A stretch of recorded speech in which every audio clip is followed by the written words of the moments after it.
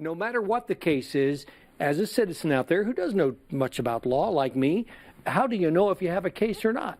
What's some of the basic information you need, Matt? Well, I always tell people this, Mike, and I was just looking at some of the photographs that were being shown on the screen about a fire that happened in a vehicle that hit a tree. The best time to know if you have a case is to get advice early, okay? Because you can take those two scenarios. For instance, if something happens, your house burns down, someone's injured, and you're trying to figure out what caused it, the answer to that question may disappear with time. A month from now, it may look entirely different. When a vehicle gets salvaged, towed, crushed, that's gone. It's hard to then go back and look and say, do you have a case? So what we always tell people, look, you can talk to your neighbor, that's good, you know, but you really need to talk to a lawyer, and you really don't need to put that off.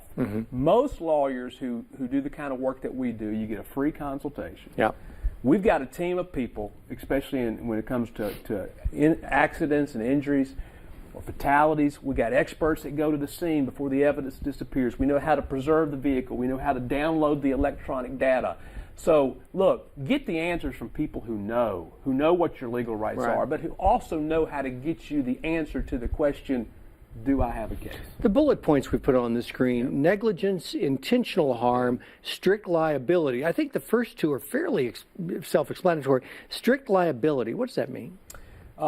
Sometimes if, for instance, an injury occurs, there are some circumstances that just because the injury occurred the way it did, then it doesn't really matter why or what you may have done.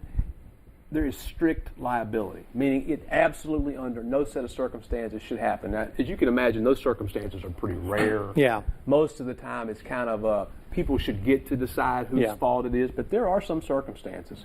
But again, I mean, you need to talk to a lawyer so they can guide you through that process.